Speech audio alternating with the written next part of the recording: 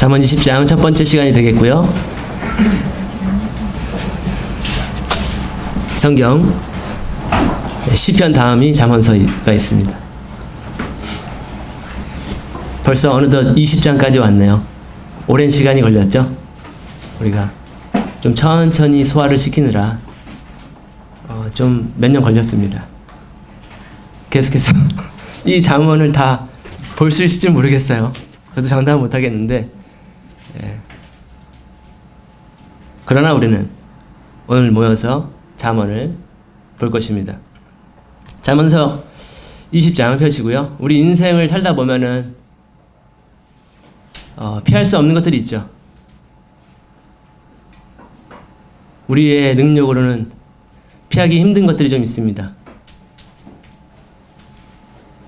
특별히 이렇게 여름이 되면 태양을 피할 수가 없어.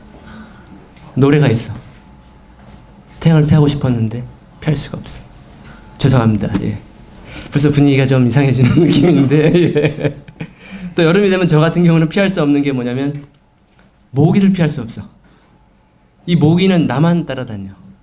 정말로 피할 수 없는 것들이 여러 가지가 있는데, 그러나 우리 인생에는 반드시 피해야 할 것들이 있습니다. 그것에 대해서 오늘 잠언 지혜자는 우리에게 전달하고 있고요. 그렇다면 우리가 무엇을 피해야, 혹은 무엇을 추구해야 이 한평생 살아가는데 어리석은 인생으로 마무리 짓지 않고 지혜로운 삶으로, 행복한 삶으로, 평안한 삶, 하나님이 주시는 그 은혜를 충만히 누리면서 지혜롭게 살 수가 있는가를 우리가 오늘 계속해서 살펴보시게 되겠습니다. 졸리신 분들은 기지개 한번 펴시고, 우리가 길게 보지는 않을 거예요. 제가 준비한 구절은 10절밖에 안 됩니다. 굉장히 짧아요. 그래서 한번 기지개 펴시고 저와 함께 시편이 아니죠. 잠언을, 시편과 잠언을 우리가 보고 있는데, 잠언을 보시겠습니다. 1절에 꼭 피해야 할 것, 첫 번째가 포도주는 조롱하게 하는 것이요 독주는 날뛰게 하는 것이라. 누구든지 그것들로 말미암아 속는 자는 지혜롭지 아니하니라. 술에 대한 것입니다. 술. 우리 인생을 살다 보면은 피할 수 없을 때가 있을 것 같은데, 술은, 포도주와 독주는 반드시 피해야 된다는 것입니다. 왜냐하면은 포도주는 조롱하게 만든다. 거만하게 만든다, 마음을. 그리고 독주는 날뛰게 하는 거죠. 떠들게 하는 거다. 개역성경으로 보시면. 그래서 이에 미혹되는 자마다 지혜가 없는 인생을 살게 될 것이다. 성경이라고 하는 이 하나님의 경전 성경책은 술에 대한 여러 번의 권면을 주고 있습니다. 근데 이 잠언에도 여지없이 술에 대한 내용을 전달하고 있는데, 그 관점이 부정적이죠. 술은 좋지 않다라고 하는 것들을 전달하고 있습니다. 근데 아이러니한 것은 뭐냐면 우리가 술 안 좋은 거 다 안다는 거죠. 술 마시지 말라. 어려서부터 우리가 귀에 못이 박히게 들어왔다라는 거죠. 그런데 우리는 술을 마시게 된다라는 게, 술 마시지 말아라 하는 것은 삼척동자 어린 아이들도 아는 내용이에요. 그런데도 우리는 왜 술을 이렇게 탐하는 것일까? 그 이유는 지금 1절에 나와 있습니다. 이유가 뭐냐면 소가 있기 때문에 그렇습니다. 그것에 속는 것이죠. 한마디로 미혹을 받는 것입니다. 술을 마시자 뭔가 나에게 위로를 주자, 어떠한 사로잡혀 있기 때문에 술이라고 하는 어떠한 그 물질이 주는 어떠한 것에 사로잡혔기 때문에, 이것으로 무엇을 내가 얻을 것이기 때문에, 그 소가 있기 때문에 술을 계속 찾게 된다는 거죠. 그래서 어리석은 인생으로 삶을 살 수밖에 없다. 그래서 우리가 피해야 할 것, 첫 번째가 바로 20장 1절에 나와 있는 술이라고 하는 것입니다. 그래서 술은 반드시 피해야 하는 것이고요. 술자리도 지혜롭게 잘 피해야 되겠죠. 또 술을 문화화되어 있는 직종들이 있어요. 술을 떠나서는 직장 생활을 할 수 없는 그런 직업군들도 우리가 지혜롭게 잘 피해야 하는 것이 바로 이러한 구절들을 통해서 우리가 적용해 볼 수 있는 점들이 아닌가 생각을 해볼 수가 있겠습니다. 그래서 첫 번째는 술이었고요. 2절 보시면은 2절은 왕의 진노에 대한 구절입니다. 왕의 두려움은 사자의 울부짖음 같으니 누구든지 그의 분노를 일으키는 자는 자기 혼을 대적하여 죄를 짓느니라. 개역 성경으로 보시면은 왕의 진노는 사자의 부르짖음 같으니 그를 노하게 하는 것은 자기의 생명을 해하는 것이니라. 두 번째 우리가 피해야 할 것, 바로 왕을 진노케 하는 일들을 피해야 된다는 것이죠. 왕은 지금 여기에 말씀처럼 사자로 비유하고 있습니다. 왕과 사자의 공통점이 있다면 모든 최고의 통치자죠. 왕은 한 나라의 통치자라고 한다면 사자는 동물의 왕이라고 우리가 표현을 하는데, 그래서 왕을 진노케 하는 것은 그 잠자는 사자의 코털을 건드리는 것과 마찬가지라는 거죠. 괜히 잠자는 사자의 코털을 건드려가지고 사자의 밥이 되는 그러한 일들이 일어날 수 있기 때문에 그러한 일들 하지 말아라. 어떠한 공동체건 어떠한 최고의 지휘자가 있죠. 리더가 있고, 이스라엘 백성 가운데서 출애굽할 때는 누구였냐면 모세였죠. 모세. 그러한 교회에 리더들이 있어요. 통치자들이 있습니다. 그걸 무시하고 왕을 진노케 한다. 그건 자기 목숨을 해하는 어리석은 우매한 짓이다라고 지금 2절은 기록을 하고 있습니다. 근데 한번 생각해보면 우리가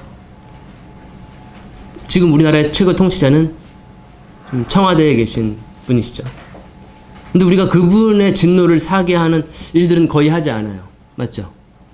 그분을 만날 수도 없어요. 우리는 쳐다볼 수도 없고 같이 사진 찍기도 힘들어요. 한번 사진 찍으면 그분은 SNS에 올리겠죠. 내가 이 사람과 사진 찍었다. 대부분 그분을 만날 수도 없고 그분을 화나게 할 수 없어요. 우리는. 그렇다면 이 구절 어떻게 적용할 수 있을까라고 하는 거죠. 근데 지금 우리는 한 나라의 백성들이고 한 나라의 자녀들이고 하기 때문에 우리에게 통치자가 있습니다. 바로 예수 그리스도가 우리의 왕이시죠. 사실 그분은 모든 나라와 모든 만물의 최고의 통치자의 위치에 계십니다. 만왕의 왕이요 만주의 주세요. 그리고 그를 표현하기를 사자로 표현하거든요. 한편으로는 어린 양으로 표현하기도 하지만 유다의 지파의 사자라고 표현합니다.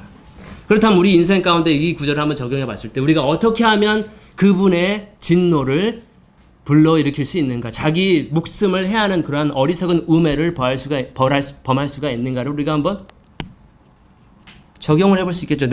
그분을 화나게 하는 것이 무엇일까? 그 유다 지파의 사자, 다윗의 뿌리, 만왕의 왕, 만주의 주, 겸손한 왕, 겸손해서 나귀를 타시는 그 왕을 분노케 하는 일들이 무엇이 있을까? 이것이 오늘 말씀의 주제가 되겠습니다.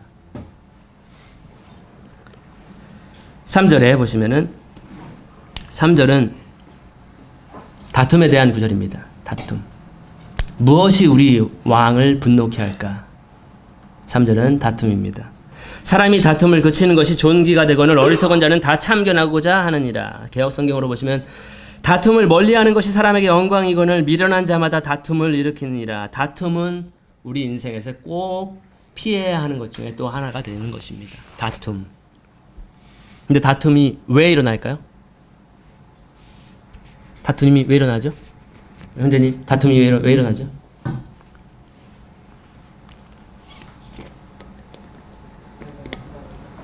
예. 네, 다툼을 피해야 되는데 다툼이 일어나는 원인을 알아야 되겠죠. 다툼이 왜 일어날까? 우리 현재님은?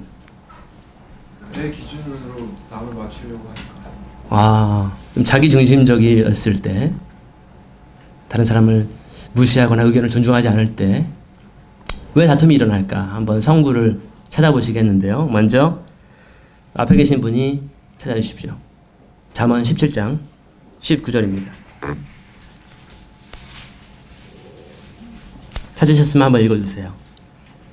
다툼을 좋아하는 자는 죄과를 좋아하는 자요 자기 문을 높이는 자는 파괴를 구하는 자니라. 다툼이 왜 일어나는가? 다툼을 좋아하는 사람이 있는 거예요. 다투기 좋아하는 사람이 있기 때문에 죄가를 좋아하는 그러한 죄를 좋아하는 사람이 있기 때문에 다툼은 일어날 수 있다라고 하는 거죠. 또 잠언 16장 28절을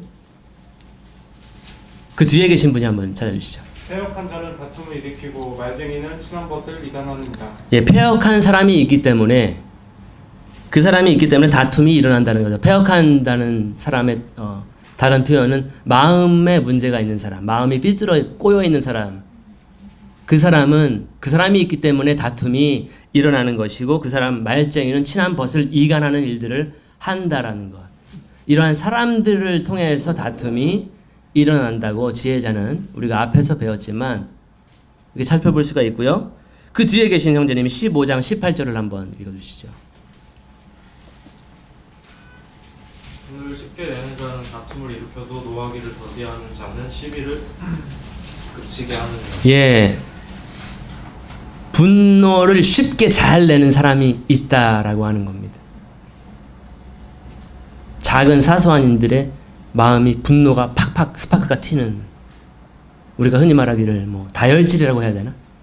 조그만 별로 사소한 일인데 갑자기 얼굴이 바뀌고 화가 나는, 분노하는 그러한 사람이 있기 때문에 다툼이 일어나는 것이고, 노하기를 더디 천천히 하는 사람, 좀 신중한 사람, 좀 감정을 다스릴 줄 아는 사람은 시비를 그치게 한다. 다툼을 그치게 하는 일들을 할 수 있다. 이러한 사람들로 인해서 다툼이 일어난다는 거죠. 우리 인생 가운데 다툼은 피해야 되는 것이고, 그래서 이러한 사람들을 피해야 된다는 것이죠. 또 어떠한 것이 13장 10절을 우리 이쪽 맨 오른쪽, 예, 우리 안경 쓰신 기타 잘 치시는 형제님 한번, 예. 13장 10절. 교만에서는 다툼만 일어날 뿐이라 권면을 듣는 자는 지혜가 있느니라. 다툼이 왜 일어나는가? 우리 삶 가운데 교만 때문에 일어납니다. 교만. 스스로를 낮추지 못하기 때문에, 내가 높기 때문에 다툼이 일어나는 것입니다. 또 10장 12절 뒤에 형제님이 한번. 미움은 다툼을 일으켜도 사랑은 모든 허물을 가리느니라. 예, 미움이 있기 때문에 다툼이 일어납니다. 미움이 많은 사람은 다툼을 많이 하게 되어 있죠.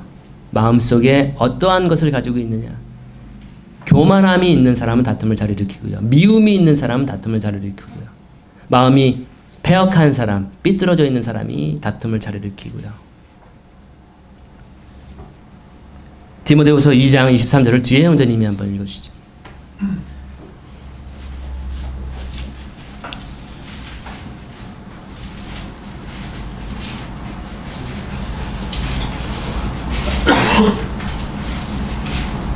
맞아. 2장 23절입니다. 어리석고 무식한 변론을 먼저 이에서 다툼이 나는 줄 알고. 예, 다툼이 또 어디서 오냐면 어리석고 무식한 변론입니다. 내가 옳네, 네가 옳네. 어리석고 무식한 변론들. 아무짝에 유익이 없는 변론들. 신학적인 논쟁들. 이러한 것들을 통해서 다툼이 일어나는 것이죠. 그러면 그 뒤에 우리 예쁜 자매님이 야고보서 3장 16절을 한번 읽어주시죠.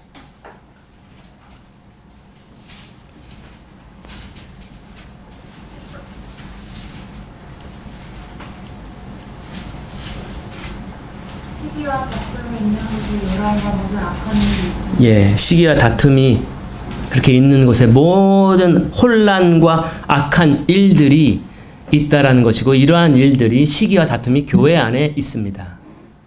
그렇기 때문에 교회 안에서 모든 악한 일들과 혼란과 분열과 분파와 이런 것들이 일어나고 있는 것입니다.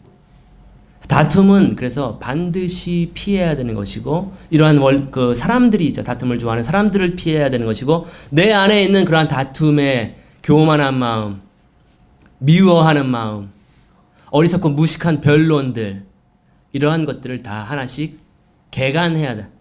우리가 마음을 정결케 해달라고 오늘 찬양을 드렸는데, 우리 마음속에 다 있는 것이죠. 특별히 여기 앉아있는 제 마음속에 이런 것들이 많이 있었어요. 지금도 있고요. 그래서 마음을 갈지 않으면, 마음 훈련이 없으면 이러한 것들은 사라지지 않습니다. 자연적으로는 사라지지 않습니다. 새로운 마음이 있어야 됩니다. 새 마음과 새로운 영이 있어야 마음이 바뀌고 우리의 행동이 바뀌고 삶이 바뀌는 거죠. 그래서 우리가 피해야 할 것들, 이러한 요소들이 있다.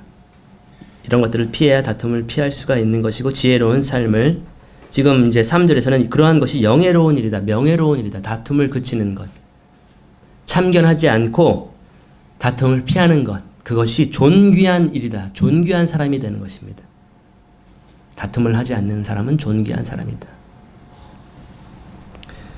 4절에 보시면은 4절은 게으름에 대한 구절입니다. 게으름, 우리가 피해야 할 것 중에 또 계속 반복되고 있는 것 같아요. 게으름.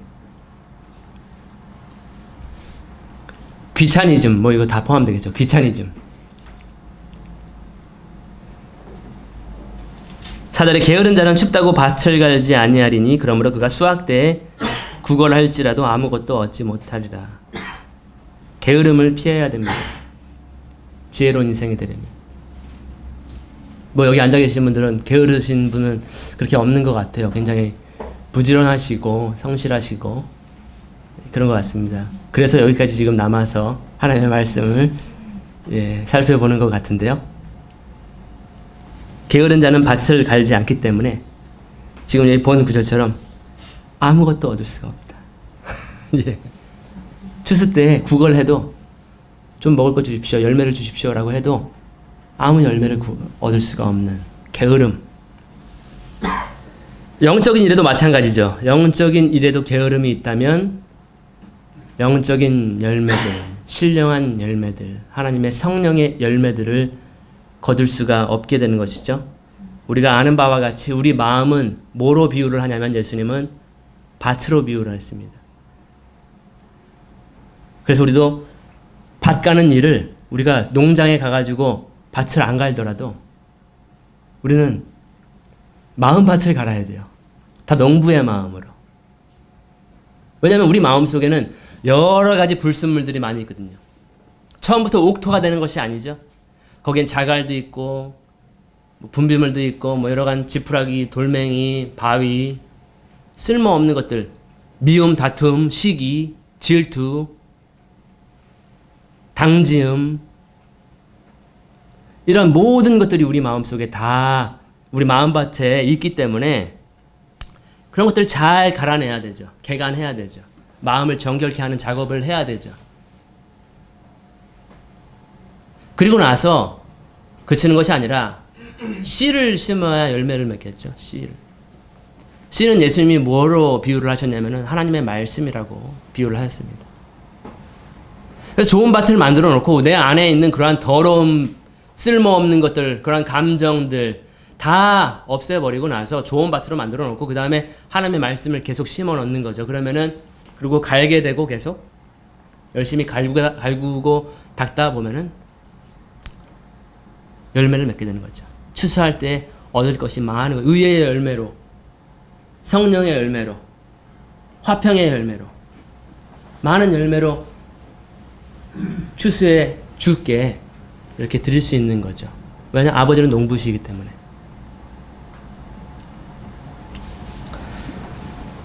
그래서 영적으로 게으르면은 밭을 가지 않게 되는 것이고, 그래서 그는 아무 열매도 얻을 수 없는, 열매 맺지 못한 무화과 나무처럼, 아무 열매, 아무짝에 쓸모없는 나무처럼, 포도나무처럼 말리워져서 길가에 밟히거나 불에 태우겠죠. 사람들이 가지고.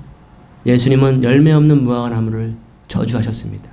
더 이상 너에게는 열매가 맺어지지 않게 될 것이다.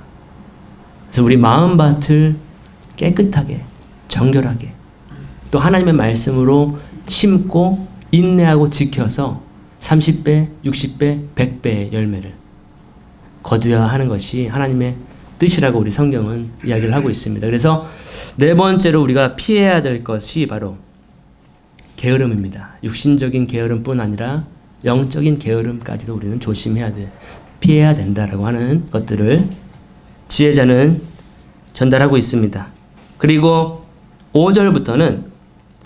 추구해야 될 것, 우리가 피해야 될 것을 지금 4절까지 봤다면 이제 5절부터는 우리가 구해야 될 것, 우리가 찾아야 할 것을 기록하고 있는 것 같고요.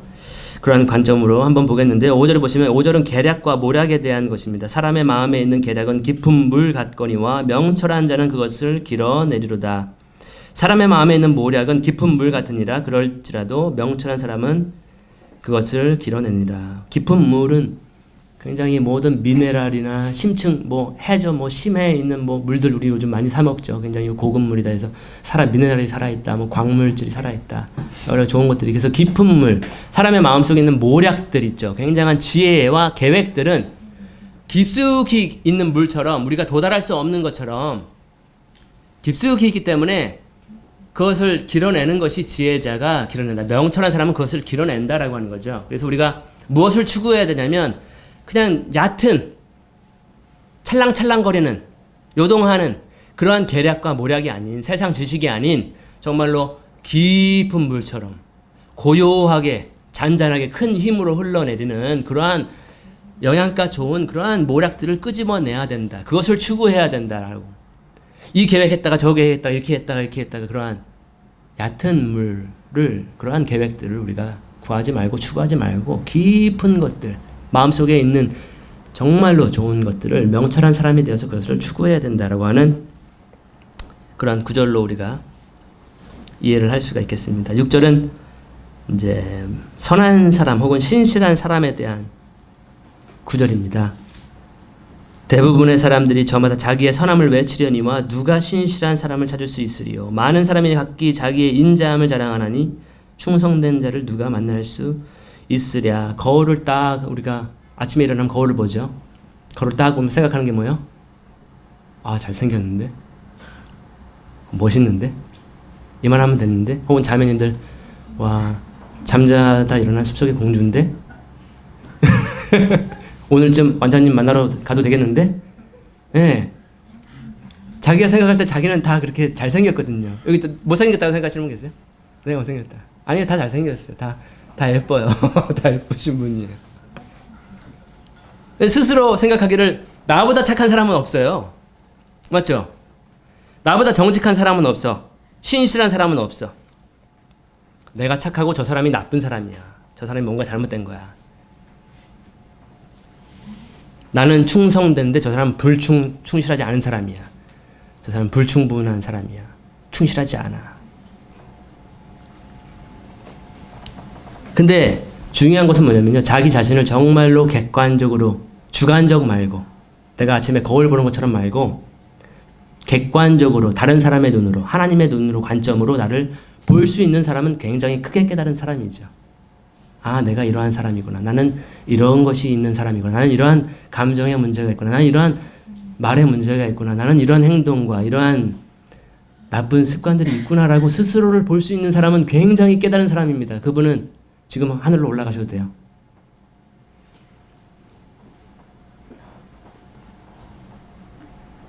근데 우리가 누구를 추구해야 될까? 여기 지금 이 6절에 나와 있는 것처럼 신실한 사람을 찾아야 됩니다. 정말로 충성된 사람을 찾아야 돼요. 왜냐하면 쟤마다 다 자기가 충성됐다고 말을 하거든요. 저마다 다 선하다고 말을 하거든요. 저 잘합니다. 저 맡겨주십시오. 잘할 수 있습니다. 그러나 우리는 정말로 신실한 사람, 착하고 충성된 사람, 스스로 선하다고 말하는 사람이 아니라 정말로 하나님의 눈으로 봤을 때 착한 사람, 선한 사람, 그 사람을 찾아야 돼요.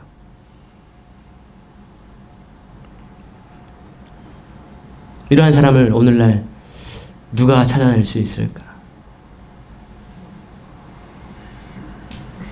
제가 사람을 많이 만나는 직업으로 제가 한 10년 이상을 제가 일을 하면서 많은 사람을 만나게 됩니다. 아, 이런 사람도 있고 이런 사람도 있고. 그래서 그런 직종에 일을 하신 몸 담은 사람들은 돗자리 편다 그래요. 왜냐면 딱 보면 알거든. 머리만 딱 만져보면 알거든. 아, 모든 정보가 이 손끝으로 다 들어와요. 머리만 만져보면 딱 말 몇 마디만 하면 아, 돗자리 깐다 그럽니다.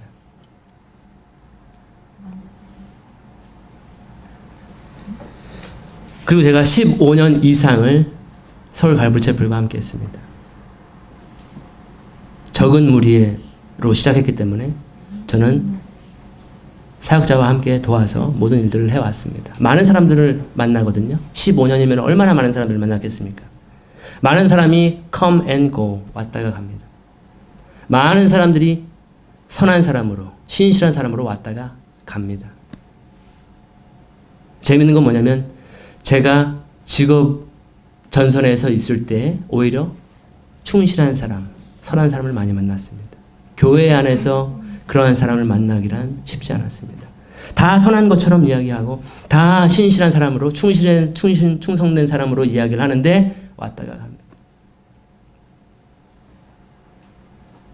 그래서 지금 우리 이 본절은 자기 입으로 선하다고 말하는 것이 아니라 정말로 착하고 충성된 사람, 주인의 기쁨에 참여할 수 있는 사람, 잘하였다 주님으로부터 착하고 충성된 자나 내가 적은 일에 충성하였으니 내가 더 많은 일로 너에게 맡기겠다라고 할 수 있는 그러한 사람을 찾아야 돼, 구해야 되는 거죠. 더 우리가 중요한 것은 우리 자신이 그러한 착하고 충성된 사람으로서, 선한 사람으로서 나타나야 되는 거죠. 남을 찾을 것이 아니라 내 스스로가 그러한 사람이 되어야 되겠죠. 그래서 저는 아마도 이러한 착하고 선한 사람을 못 만난 것일 수도 있겠습니다. 그러나 분명히 우리 가운데에서도 이러한 사람들이 있을 것이라고 저는 믿고 확신을 합니다. 6절을 지났고 7절은 성실함과 온전함에 대한 구절입니다. 의로운 자는 자기의 순전함, 성실함 가운데 건나니 그의 자녀들이 그를 따라 복을 받느니라. 온전하게 행하는 자가 의인이라. 그의 후손에게 복이 있느니라. 의로운 자는 여기 본절을 보면은 성실하게 행한다라고, 온전하게 행한다. 그 사람이 의인이다. 그래서 그 사람은 자기도 복을 받고 자자손손 대대로 복을 받게 된다라고. 그래서 우리는 성실하게 되기를 구해야 되겠죠. 의로운 사람이 되기를 추구해야 되겠죠. 온전하게 행하는 사람. 그래야 나도 복 받고 내 후손들도, 내 다음 세대도 복을 받는다라고 지혜자는. 그래서 성실하게 되기를, 온전하게 행하기를 추구해야 된다. 성실한. 8절입니다. 악의 심판에 대한 구절입니다. 심판의 왕자에 앉은 왕은 자기 눈으로 모든 악을 흩어지게 하느니라. 심판의 그 보좌에 앉은 그 왕, 그분의 눈은 모든 악을 사라지게 한다라고. 한마디로 모든 악을 심판하실 것이다라고. 심판의 보좌에 앉아 계신 그 왕은 악을 심판할 것이다. 그렇기 때문에 우리는 뭘 추구해야 될까? 악한 것을 추구해서는 안 됩니다. 악한 것을 사랑해서는 안 됩니다. 죄를 사랑해서는 안 됩니다. 악을 미워해야 된다는 거죠. 그리고 오직 선을 추구해야 된다는 겁니다. 누구에게? 모든 사람을 향해서. 그 사람이 나의 원수건, 나의 동료건, 나를 아프게 하는 사람이건, 나를 슬프게 하는 사람이건, 모든 사람을 향해서 선을 추구하는 것입니다. 왜? 하나님, 예수님은 그 심판에 앉아있는 모든 심판의 권세를 아버지께서는 아들에게 다 주셨어요. 이제 그분이 오실 때에는 모든 것을 심판하실 것인데 무엇을 심판하시냐면 모든 것을 선과 악 간에 모든 것을 심판하십니다. 그렇기 때문에 우리는 선을 추구해야 우리가 쌓은 선대로, 우리가 행한 선한 행위대로 우리가 보응을 받게 되는 것이, 상급을 받게 되는 것이죠. 전도서 12장 14절을 우리 앞에 형제님 한번 읽으시죠. 하나님은 모든 행위와 모든 은밀한 일을 선악간에 심판하시리다.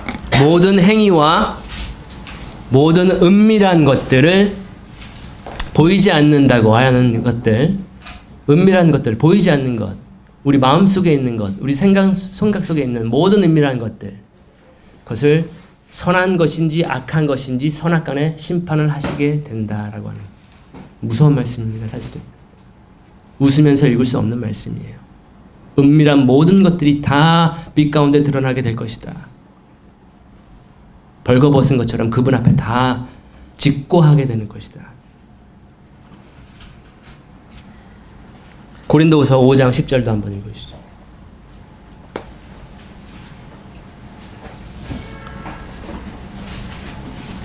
이는 우리가 다 반드시 그리스도의 심판대 앞에 나타나게 되어 각각 선악간에 그 몸으로 행한 것을 따라 받으려 함이라.